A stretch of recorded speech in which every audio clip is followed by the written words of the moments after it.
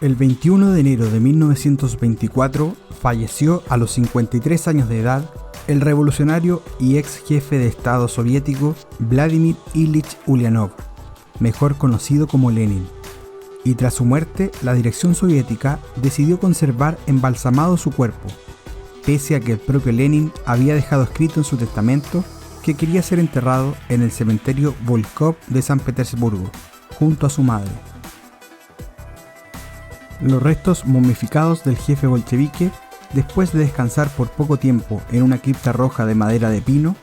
fueron puestos en un mausoleo de granito que se levantó en la Plaza Roja de Moscú, frente al Kremlin.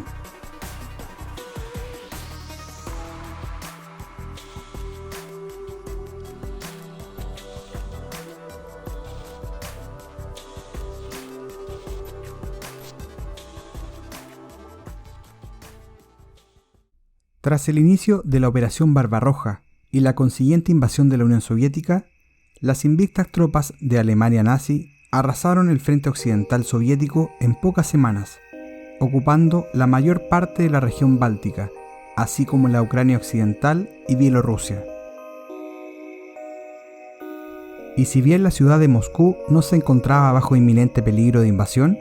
los jerarcas comunistas soviéticos acordaron trasladar todos los objetos de valor de la capital, entre los que se incluía, por cierto, el cuerpo momificado de Lenin.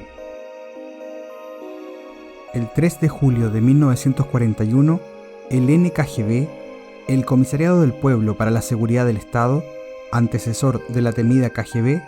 emitió una orden para trasladar desde Moscú la momia de Lenin,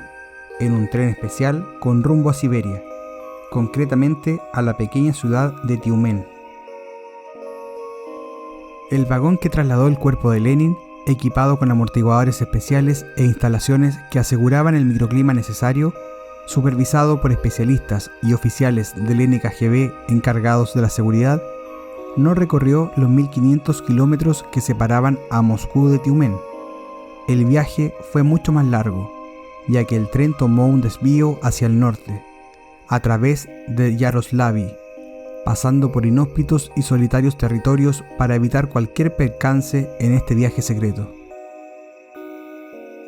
La momia de Lenin finalmente llegaría a salvo a Tiumen el 7 de julio de 1941, siendo recibida por los alborozados jerarcas comunistas locales. El cadáver del líder de la Revolución Rusa había hecho el largo viaje junto con su corazón, parte de su cerebro y una bala de un fallido intento de asesinato perpetrado el 30 de agosto de 1918. El sarcófago con el cuerpo de Vladimir Lenin se colocó en el edificio vacío de la Academia Estatal de Agricultura, siendo custodiado por un equipo de especialistas dedicados al embalsamiento que se radicaron en unas habitaciones vecinas. Pocos lugareños pudieron verlo, ya que el perímetro exterior estaba protegido por la oficina del NKGB de Tiumen, mientras que las dependencias locales estaban custodiadas por oficiales de seguridad del Kremlin, procedentes desde Moscú. Curiosamente, a pesar del cambio de domicilio de la momia de Lenin, se siguió realizando el cambio de la Guardia de Honor,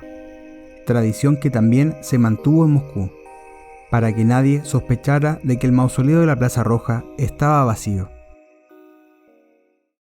El cuerpo momificado de Lenin permanecería en Tiumen durante 1360 días, 3 años y 9 meses, hasta que a principios de 1945, con la derrota de los nazis ya casi consumada, Stalin ordenó llevarlo de vuelta a la capital. La operación de regreso tomó un mes y el 26 de marzo de 1945, los restos del líder bolchevique volvieron a su carcasa de cristal dentro del mausoleo de la Plaza Roja. Hoy en día, a casi 100 años después de su muerte y más de un cuarto de siglo tras la disolución de la Unión Soviética, el cuerpo embalsamado de Lenin todavía descansa en Moscú en su mausoleo de la Plaza Roja, junto al Kremlin. El gobierno ruso debe destinar anualmente unos 13 millones de rublos para la conservación de la momia del que fuera el todopoderoso jefe del Estado soviético, lo que ha llevado a muchos rusos, como el propio partido del presidente Vladimir Putin, Rusia Unida, que gobierna la capital, a sugerir que preferirían darle sepultura. Si bien, según las encuestas, 3 de cada 4 rusos, incluyendo el gobierno, la Iglesia Ortodoxa y la gran mayoría de la población, son partidarios de que los restos de Lenin sean sepultados bajo tierra, el entierro del revolucionario cuenta con un poderoso detractor, el Partido Comunista, principal fuerza opositoria parlamentaria rusa, con 12,5 millones de votantes, que se han negado de plano a discutir tan siquiera la posibilidad. Sería una blasfemia, un ataque a nuestra historia y espiritualidad, señalaron.